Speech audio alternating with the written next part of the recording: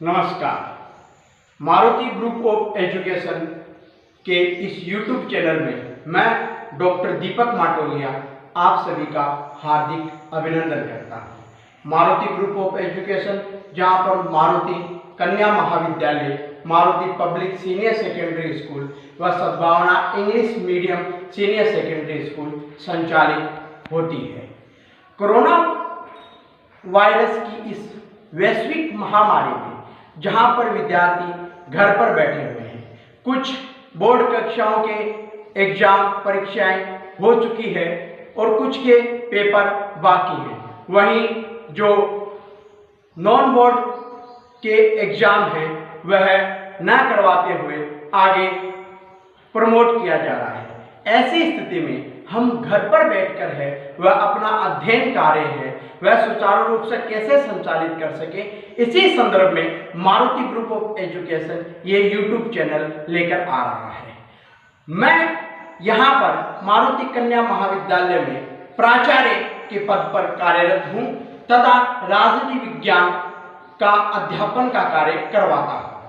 10वीं क्लास में सामाजिक का एग्जाम अभी नहीं हुआ है।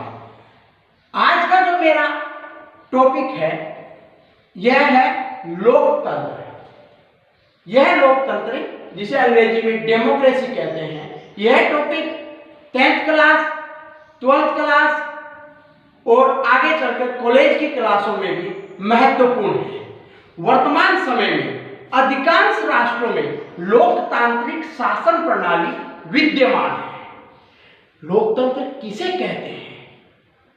शासन प्रणालियों के स्वरूप में देखें तो राजतंत्र, कुलीन तंत्र व तीसरी महत्वपूर्ण प्रणाली है लोकतंत्र। लोकतंत्र जिसे अंग्रेजी में डेमोक्रेसी कहते हैं, यह शब्द ग्रीक भाषा या लैटिन भाषा के डेमोस प्लस क्रेटिया शब्द से लिया गया है।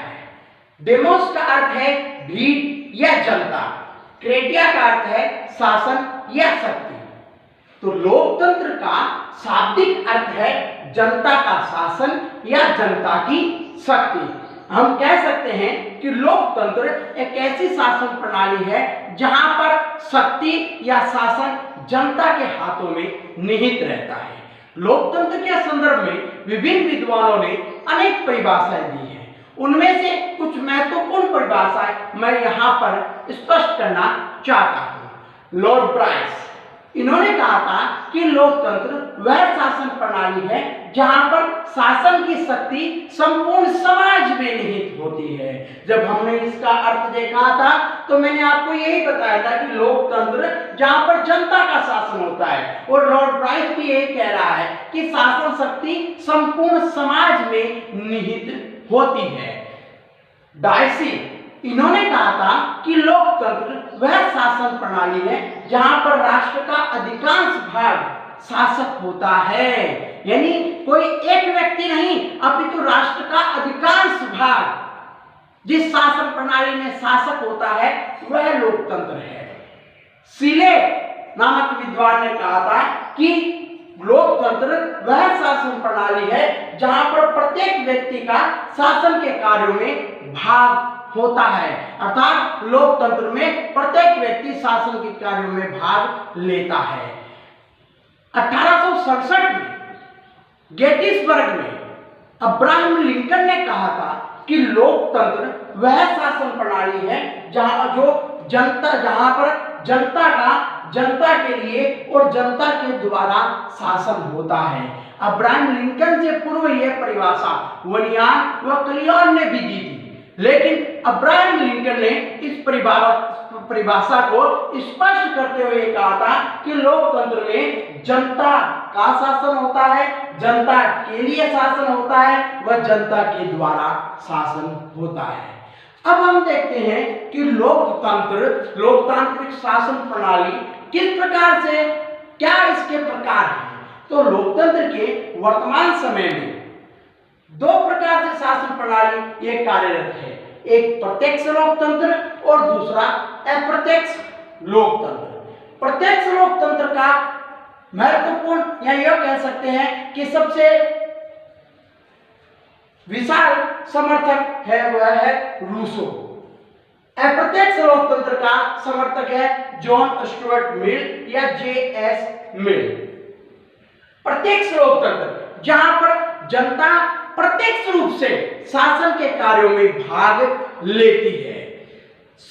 वर्तमान समय में यदि देखा जाए तो प्रत्यक्ष लोकतंत्र स्विट्जरलैंड के 5 कैंटोनों या ये कह सकते हैं कि स्विट्जरलैंड के 5 राज्यों में मौजूद है। वहीं भारत की ग्राम सभा में भी प्रत्यक्ष लोकतंत्र वर्तमान समय में मौजूद है। प्राचीन काल में देखें तो प्राचीन यूनान व भारत में भी प्रत्यक्ष लोकतंत्र है, वह कुछ रियासतों में विद्यमान था। प्रत्यक्ष लोकतंत्र छोटे राज्यों में सफल होता है। अप्रत्यक्ष लोकतंत्र बड़े राज्यों में या ये कह सकते हैं कि जिनकी जनसंख्या ज्यादा होती है वहां पर अप्रत्यक्ष लोकतंत्र सफल होता है। अप्रत्यक्ष लोकतंत्र जहां पर जनता अपने प्रतिनिधियों के माध्यम से शासन के कार्यों में भाग लेती है। अप्रत्यक्ष लोकतंत्र वर्तमान समय में भारत, अमेरिका, ब्रिटेन आदि राष्ट्रों में मौजूद है।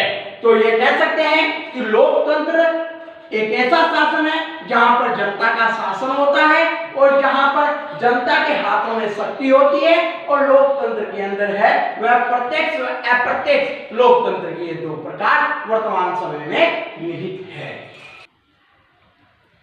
लोकतंत्र के हम विभिन्न रूप देखते हैं कि लोकतंत्र के क्या क्या स्वरूप हैं। तो हमें देखने को मिलता है राजनीतिक लोकतंत्र, सामाजिक लोकतंत्र, आर्थिक लोकतंत्र व नैतिक लोकतंत्र। राजनीतिक लोकतंत्र प्राचीन काल में व्यक्तिवादियों ने इसको प्रस्तुत किया था। वर्तमान समय में उदारवादी हैं, वह राजनीतिक लोकतंत्र के समर्थक हैं। राजनीतिक लोकतंत्र के संदर्भ में मार्क्सवादियों ने इसकी आलोचना करते हुए कहा था कि यह पूंजीवादी लोकतंत्र है, अर्थात लोकतंत्र में यह पूंजीवादियों का बोलबाला करता है। ये उन्होंने आलोचना के संदर्भ में कहा था। राजनीतिक लोकतंत्र में क्या होता है? प्रभुसत्ता का निवास जनता में होता है, अर्थात संप्रभुता राजनीतिक लोकतंत्र में जनता में निहित होती है। वहीं शासन में जनता शासक को नियुक्त भी करती है, वह जनता शासक को हटा भी सकती है। कुछ राष्ट्रों में आज भी प्रत्याहरण का सिद्धांत व्यवस्था में विद्यमान है, अर्थात जनता शासक को हटा भी सकती है। राजनीतिक लोकतंत्र साध्य नहीं है अपितु साधन है, अर्थात लोकतंत्र के वास्तविक स्वरूप को प्राप्त करने के लिए राजनीतिक लोकतंत्र एक साधन है। राजनीतिक लोकतंत्र का लक्ष्य क्या होता है?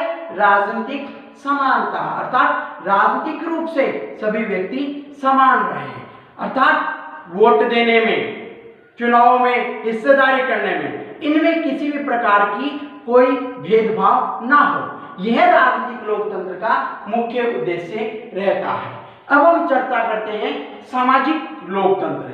सामाजिक लोकतंत्र समाजवाद से प्रेरित है। सामाजिक लोकतंत्र में क्या होता है? धर्म, नस्ल, जाति, लिंग, जन्म स्थान, वर्ण आदि के आधार पर विशेषाधिकारों का अंत किया जाता है, अर्थात किसी भी व्यक्ति को, चाहे उसका कैसा भी धर्म हो, कैसी भी जाति हो, उसको किसी भी प्रकार का कोई विशेष अधिकार नहीं होगा। राज्य के दृष्टिकोण में या कानून के दृष्टिकोण में सभी व्यक्ति समान होंगे। राजनीतिक लोकतंत्र का उद्देश्य होता है सामाजिक समानता, अर्थात समाज में समानता स्थापित करना। आर्थिक लोकतंत्र, आर्थिक लोकतंत्र को प्रस्तुत किया था मार्क्सवादियों व समाजवादियों ने। मार्क्सवादियों में अपन कार्ल मार्क्स, एंजल्स, इनका नाम सम्मिलित करते हैं। तो मार्क्सवादियों व समाजवादियों ने आर्थिक लोकतंत्र का दृष्टिकोण प्रस्तुत किया था। आर्थिक लोकतंत्र जैसे भारतीय संविधान में हम देखें तो अनुच्छेद 19(6) में वृत्ति, आजीविका व कारोबार की जो स्वतंत्रता दी गई है वह आर्थिक लोकतंत्र का ही एक उदाहरण है। आर्थिक लोकतंत्र का उद्देश्य होता है आर्थिक रूप से समानता की स्थापना करना। नैतिक लोकतंत्र, नैतिक लोकतंत्र में नैतिकता व आध्यात्मिकता राष्ट्र में प्रवाहित करना, अर्थात नैतिकता व आध्यात्मिकता को राष्ट्र में संचालित करना। यह मानवीय मूल्यों को अर्थात मनुष्य के मूल्यों को स्थापित करती है।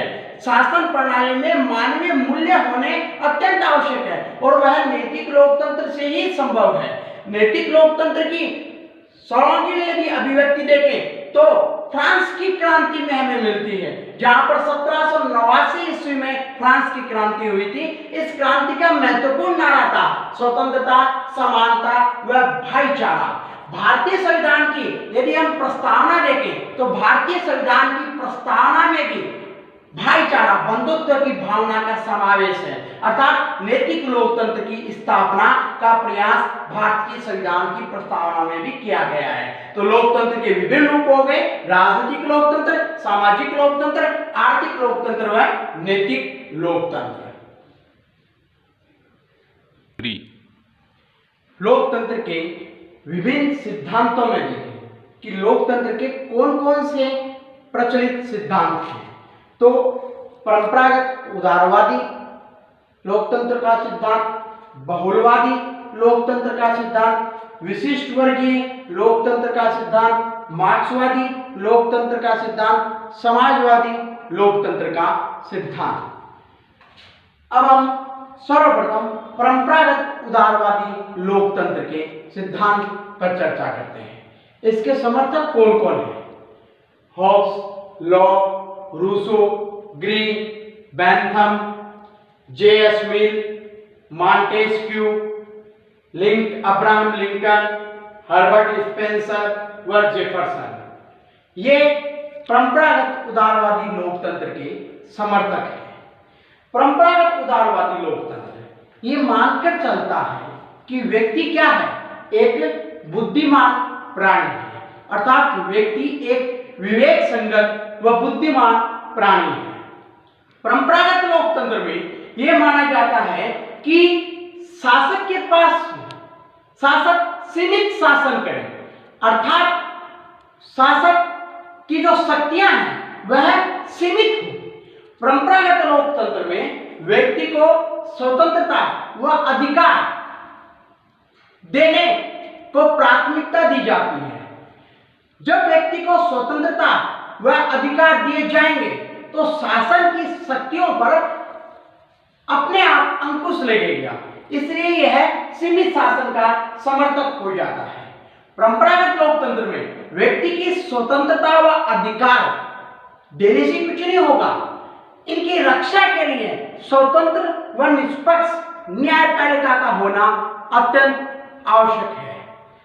परंपरागत लोकतंत्र के समर्थक ये भी मानते हैं कि लोकतंत्र में एक निश्चित अवधि में चुनाव का होना अत्यंत आवश्यक है, यानी 5 वर्ष 6 वर्ष यानी कोई भी एक निश्चित अवधि हो, उस निश्चित अवधि में चुनाव का होना अर्थात निर्वाचन प्रक्रिया का होना अत्यंत आवश्यक है। वह इसके साथ साथ में ये विद्वान ये भी बात कहते हैं कि लोकतंत्र में अनेक राजनीतिक दल होने अत्यंत आवश्यक है। एक राजनीतिक दल नहीं, लोकतंत्र में अनेक राजनीतिक दल होने अत्यंत आवश्यक है। तो परंपरागत लोकतंत्र वह सिद्धांत जो व्यक्ति को बुद्धिमान प्राणी मानता है, सीमित शासक को सीमित शक्तियां देता है, व्यक्ति को स्वतंत्रता व अधिकार देता है, स्वतंत्र व निष्पक्ष न्यायपालिका की बात करता है, वह निश्चित अवधि में चुनाव व अनेक राजनीतिक दल का समर्थक है। अब हम बात करते हैं बहुलवादी लोकतंत्र। बहुलवादी लोकतंत्र के समर्थकों का मानना है कि समाज का स्वरूप संघात्मक है, तो इसलिए शक्तियां भी संघात्मक रूप में होती है। ये समाज के संघात्मक स्वरूप में विश्वास करते हैं। इसके समर्थक कौन कौन हैं? Laski, Barker, Digby, G D H. Cole और वह रॉबर्ट डहेल। ये बहुलवादी लोकतंत्र के समर्थक हैं। रॉबर्ट डहेल ने तो बहुलवादी लोकतंत्र को बहुतंत्रवाद कहा है। रॉबर्ट डहेल ने बहुलवादी लोकतंत्र को बहुतंत्रवाद कहा है। जब हम कंपटीशन एग्जाम की बात करें तो आपको बता दूं कि बहुतंत्रवाद किसने कहा है? रॉबर्ट डहल ने लोकतंत्र को क्या कहा है? बहुतंत्रवाद। यह व्याख्याता परीक्षा में प्रश्न पूछा जा चुका है। लोकतंत्र का अगला स्वरूप विशिष्ट वर्गीय या अभिजनवादी लोकतंत्र। अभिजनवादी लोकतंत्र में यह मानकर चलते हैं कि लोकतंत्र में शासन शक्ति कुछ व्यक्तियों के हाथों में ही निहित होती है। इस सिद्धांत के समर्थक हैं पेरोटा, मोस्का, मिल्स, रॉबर्ट मिचल्स, बर्नहम आदि विद्वान। रॉबर्ट मिचल्स की किताब इन्होंने अपनी रचना द पॉलिटिकल पार्टी और मोस्का ने अपनी रचना द रूलिंग क्लास। इन्होंने यह बताने का प्रयास किया है कि किस प्रकार से अभिजन वर्ग, गैर अभिजन और अभिजन वर्ग में अंतर होता है और किस प्रकार से अभिजन वर्ग शासन में सदैव अपने आप को बरकरार रखता है। फिर उसके बाद के अंदर लोकतंत्र के मार्क्सवादी स्वरूप पे चर्चा करते हैं। लोकतंत्र के मार्क्सवादी स्वरूप के समर्थक हैं Karl Marx, Engels, Lenin, Stalin व माओ से तुंग या माओ। लोकतंत्र का मार्क्सवादी सिद्धांत आर्थिक लोकतंत्र की स्थापना या आर्थिक समानता की स्थापना का समर्थक है। मार्क्सवादियों में लेनिन ने इस लोकतंत्र को जनवादी लोकतंत्र भी कहा है। अर्थात मार्क्सवादियों ने लोकतंत्र को जनवादी लोकतंत्र कहा है। लोकतंत्र का समाजवादी स्वरूप उदारवादी स्वरूप व मार्क्सवादी स्वरूप का मिश्रित स्वरूप है। यह राजनीतिक स्वतंत्रता व आर्थिक समानता का भी मिश्रित स्वरूप है, अर्थात लोकतांत्रिक समाजवादी स्वरूप। यह लोकतांत्रिक समाजवादी स्वरूप संवैधानिक साधनों में विश्वास करता है। यह संसदीय व्यवस्था में विश्वास करता है। यह क्रांति में विश्वास नहीं करता। जहां मार्क्सवादी स्वरूप क्रांति में विश्वास करता है, वहीं लोकतांत्रिक समाजवादी स्वरूप संवैधानिक साधनों के द्वारा परिवर्तन में विश्वास करता है। यह संसदीय व्यवस्था में विश्वास करता है। तो इस प्रकार से लोकतंत्र के विभिन्न सिद्धांत परंपरागत उदारवादी, बहुलवादी, विशिष्ट वर्गीय, मार्क्सवादी व समाजवादी सिद्धांत को आपके सामने प्रस्तुत किया गया है। आपको यदि जो पढ़ाया गया है वो अच्छा लगा तो आप वीडियो को लाइक और चैनल को सब्सक्राइब कीजिएगा। धन्यवाद।